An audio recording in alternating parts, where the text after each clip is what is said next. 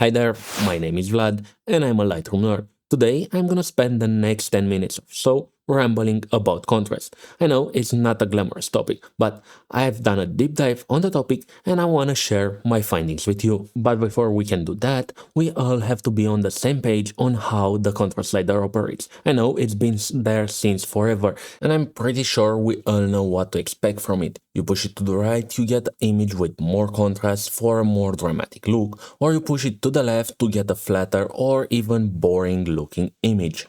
But at the same time, our eyes are naturally drawn to contrasty areas. So in a frame like this one, the light stand over there, which is shining against a dark surface, is gonna stand out, creating a pretty contrasty area, and that's gonna make it stand out in the frame. So it's pretty much a mistake on my behalf to have that in frame over there, because then you're not gonna look at my pretty beard. Instead, you're gonna be focusing on that light stand over there. So in conclusion, it's a good idea to have more contrast on your subject and around your subject than in random spots in your frame if you want the viewer's attention to be on your subject. But let's face it, you're probably bored of looking at my face already, so let's jump into Lightroom, and in here I'm gonna start by pointing out that we have two types of contrast slider. We have the global contrast slider that lives over here in the basics tab, but we also have a contrast slider if we create a mask on top of our photo. Let's use a radial for this example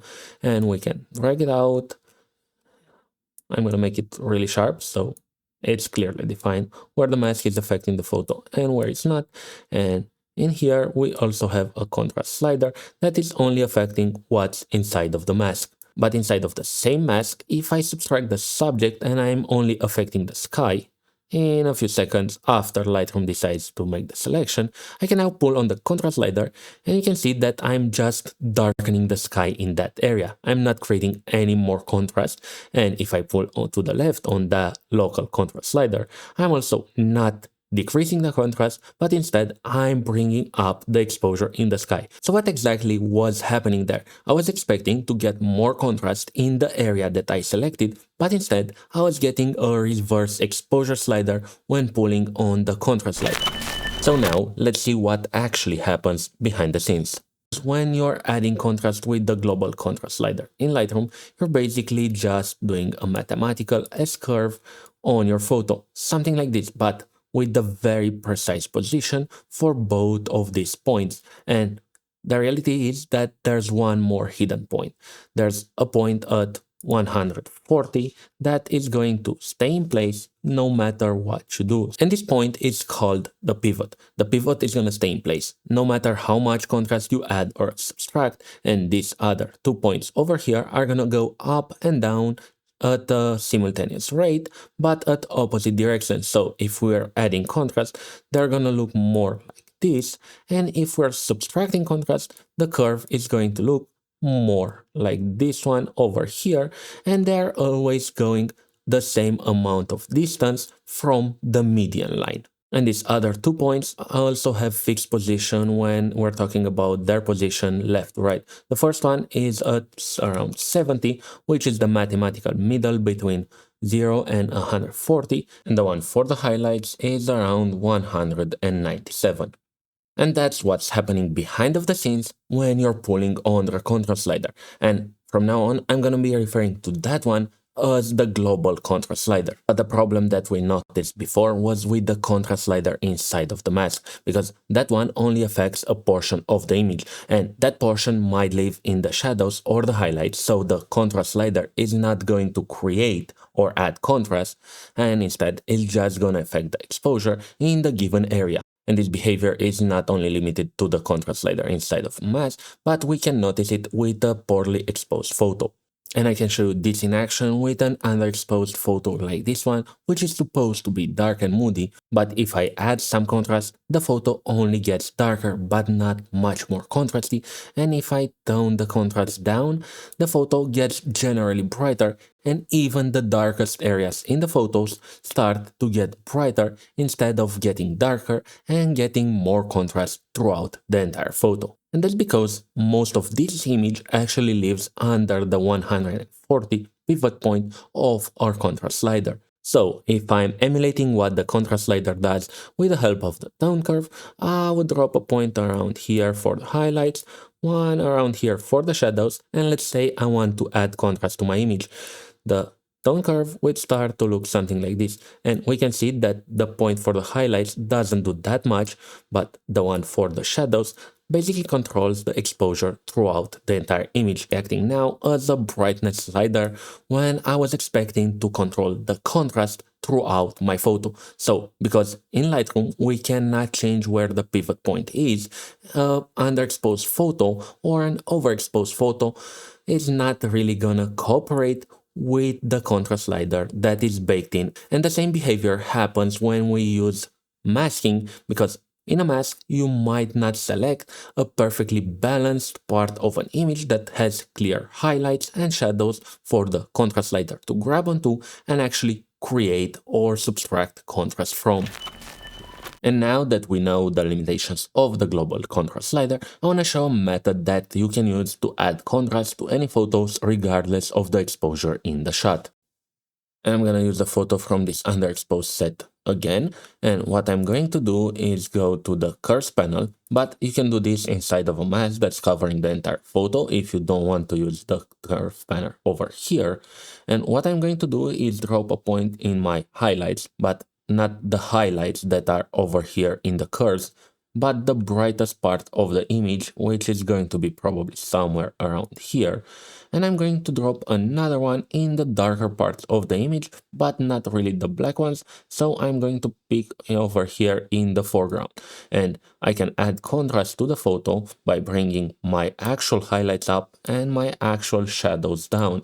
And as you can see, my photo is now way more contrasty, and I actually brought up my highlights, not some predefined point that's not even in my photo because my photo is heavily underexposed. And I also love to use this method for portraits. I like to drop a point on the highlights and one in the shadowy darker areas of the face, but be aware I am avoiding the beard because that's much darker. And with these 2 points, I can come in the curves panel and create contrast tailored specifically to the tones in my photo, darkening the shadows exactly how much I want and bring up the highlights as needed. But again, the points are gonna be specifically tailored for my photo.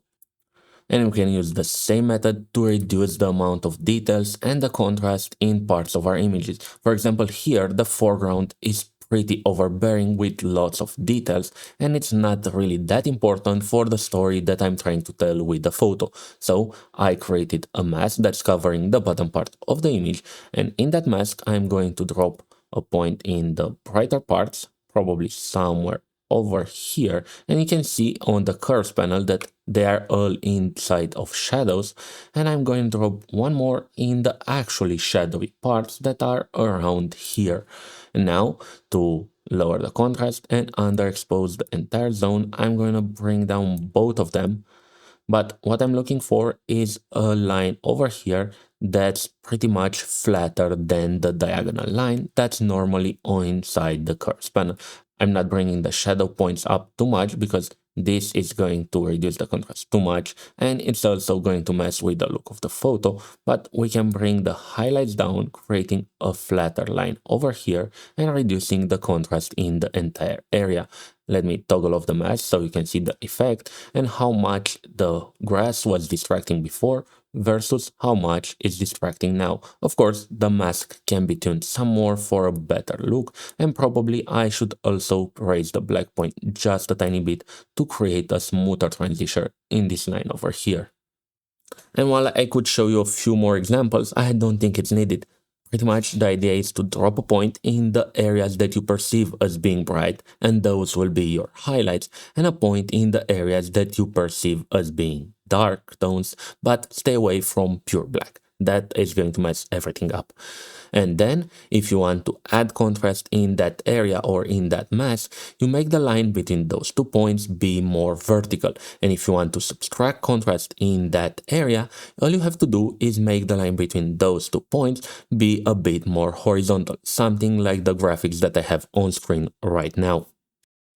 But if you prefer to keep the tone curve for your look development, let's say I'm using color response curve and I'm going to go with the look of Hectare 25. And what I usually do to get an even more accurate look like film is emulate the color curves in my tone curve as well. So I might end up with something that looks a bit too faded, maybe something like this. Well, it looks like film, it's still very lacking when it comes to contrast. So I'm going to zoom out and create a new mask, a linear gradient that's covering the entire photo, something like this. So the mask is completely over the photo. And in this one, I'm going to use our new method of adding contrast. I'm going to click on these clouds over here for my highlights and somewhere in the foreground for the shadows. And I'm going to add some contrast back into the photo while maintaining the look that I created in my tone curves generally over here. And this method also has the benefit that we can select the mask and let's even rename it. I'm going to call it contrast, and we can now use the amount slider for the mask to add more or less contrast to the photo. And finally, do you remember that I said that that shining light stand over there is probably a mistake and it's distracting because it has too much contrast in an area that we don't really want people to look at? Well, we can use the reverse of that theory to direct the viewer's attention to our subject in the photo. So let's use the same photo one more time, and I'm going to create a radial gradient in the middle of the photo, somewhere around here.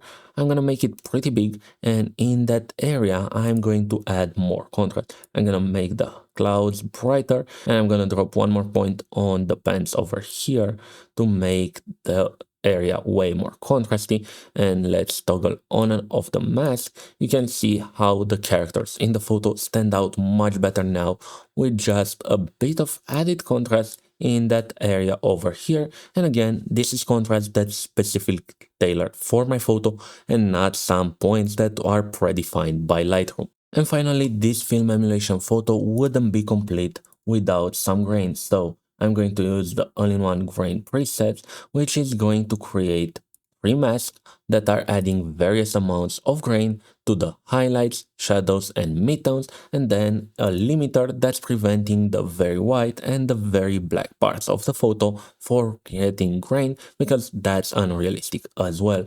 So with just one click, I created all those masks, and if you want to learn more about film grain emulation in Lightroom, I have a video that I'm gonna link somewhere up there that you can go watch next, because this one about contrast is over now. Thank you for watching, I really hope you learned something new, and if you did, make sure to hit the like and the subscribe button because that helped me a lot, but it's gonna help me even more if you share this video with a photographer friend or check out my website where I sell Lightroom tools and presets that can help you emulate film or generally improve your Lightroom workflow. Thank you, and I'll see you in the next one.